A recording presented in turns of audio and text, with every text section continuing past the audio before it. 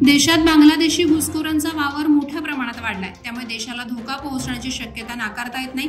रायगड जिल्ह्यातही अनेक ठिकाणी बांगलादेशी घुसखोर सापडत आहेत। उरण तालुक्याचाही औद्योगिक विकास झपाट्याने होत असल्याने परप्रांतीयांचा वावर मोठ्या प्रमाणात वाढलाय, त्यामध्ये बांगलादेशी असल्याचा संशय व्यक्त केला जातोय। तरी संवेदनशील बनलेल्या उरण शहर आणि तालुक्याच्या सुरक्षेसाठी परप्रांतीय नागरिकांचे व्हेरिफिकेशन करण्याची मागणी उरण तालुका मराठी पत्रकार संघानं मुख्यमंत्री देवेंद्र फडणवीस यांच्याकडे केली आहे। महाड एमआयडीसी मध्ये तब्बल 5 बकऱ्या एकाएकी दगावल्या, तर 4 बकऱ्यांची प्रकृती गंभीर असल्याची चिंताजनक बाब समोर आली। महाड एमआयडीसीतील टेमघर नाल्याचं पाणी प्यायल्याने बकऱ्यांची प्रकृती बिघडल्याने शेळी पालकाचं म्हणणं आहे। या घटनेमुळे महाड एमआयडीसीतील जीवघेण्या प्रदूषणाचा मुद्दा पुन्हा एकदा ऐरणीवर आलाय। या घटनेमुळे शेळी पालक अर्जुन जाधव आणि त्याच्या कुटुंबावर दुःखाचा डोंगर कोसळलाय। या आर्थिक संकटाला कसं सामोरं जावं हा यक्ष प्रश्न त्यांच्या समोर उभा आहे। प्रदूषण करणाऱ्या कारखान्यांवर आणि त्यांना पाठीशी घालणाऱ्या प्रदूषण नियंत्रण मंडळाविरोधात तात्काळ गुन्हा दाखल करावा अशी मागणी नागरिकांकडून केली जात आहे। उदयोन्मुख खेळाडूंना प्रोत्साहन देण्यासाठी भारतीय जनता युवा मोर्चा पनवेल तर्फे पनवेल विधानसभा मतदारसंघात माजी खासदार लोकनेते रामशेठ ठाकूर, लोकप्रिय आमदार प्रशांत ठाकूर, आमदार महेश बालदी, भाजपाचे जिल्हाध्यक्ष अविनाश कोळी, पनवेल महानगरपालिकेचे माजी सभागृह नेते परेश ठाकूर यांच्या नेतृत्वाखाली नमो चषक 2025 क्रीडा महोत्सव अंतर्गत आयोजित करण्यात आलेल्या फुटबॉल स्पर्धेत SSFAB संघाची किक सरस ठरली। या संघाने 420 या संघावर मात करून फुटबॉल चषक पटकावला, तर तृतीय क्रमांकावर SBSC संघाला समाधान मानावं लागलं। तर टेनिस बॉल क्रिकेट स्पर्धेत भिंगारी संघानं सर्वोत्कृष्ट कामगिरी करत विजेतेपद पटकावलं। त्यानं 1,11,111 रुपये आणि भव्य चषक देऊन सन्मानित करण्यात आलं। या स्पर्धेत उपविजेता वहाळ संघ तर तृतीय क्रमांक वळवली संघाने मिळवला। या स्पर्धेचं भव्य दिव्य स्वरूपात आयोजन करण्यात आलं आहे। उरण तालुक्यातील सार्वजनिक बांधकाम खात्याच्या अखत्यारीत असणाऱ्या चिर्ले ते दिघोडे रस्त्यावर मोठ्या प्रमाणात अवजड वाहतूक होत असल्याने जीवघेणे खड्डे निर्माण झालेत। यामुळे छोट्या वाहन चालकांचा अपघात होण्याची दाट शक्यता निर्माण झाली। या रस्त्यावर मोठ्या प्रमाणावर अवजड वाहनांची मोठ्या प्रमाणात वर्दळ वाढली आहे। या रस्त्यावर खड्डे पडले असून हे खड्डे अद्याप बुजवण्यात आलेले नाहीत, त्यामुळे अटल सेतूवरून मुंबई कोकणाकडे जाणाऱ्या या रस्त्याची दुरुस्ती करावी अशी मागणी प्रवाशांकडून करण्यात येत आहे।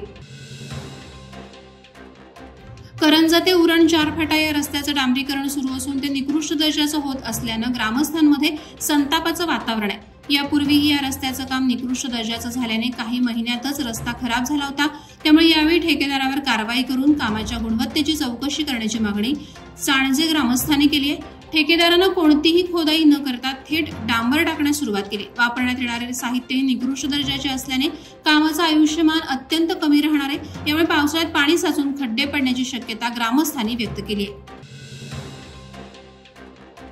स्वातंत्र्यपूर्व काळापासून राज्याच्या राजकारणात शेतकरी कामगार पक्षाचं एक वेगळं वर्चस्व राहिले।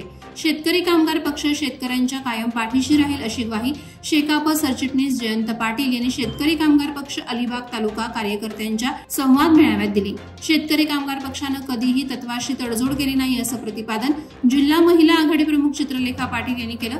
अलिबागमधील तालुका कार्यकर्ता संवाद मेळाव्यात त्या बोलत होत्या। या मेळाव्याला बहुसंख्येनं शेतकरी कामगार पक्षाचे पदाधिकारी आणि कार्यकर्ते उपस्थित होते। क्षत्रिय Maratha cooperative credit society limited या शाखेचे उद्घाटन नामदार भरतशेठ गोगावले यांच्या हस्ते संपन्न झालं। या प्रसंगी विधान परिषदेचे आमदार, मुंबई बँकेचे अध्यक्ष प्रवीण दरेकर, मुंबई हाऊसिंग फेडरेशन अध्यक्ष प्रकाश दरेकर, माजी जिल्हा परिषद सदस्य चंद्रकांत कळंबे, संस्थेचे अध्यक्ष राजेश येरुळकर, भाजपाचे पदाधिकारी आणि मान्यवर उपस्थित होते। कोकणातल्या तरुणाला समृद्ध करण्यासाठी आपण कटिबद्ध असल्याचे आमदार प्रवीण दरेकर म्हणाले। तर क्षत्रिय मराठा पतसंस्थेला सर्वतोपरी सहकार्य करणार अशी ग्वाही यावेळी मंत्री भरतशेठ गोगावले यांनी दिली।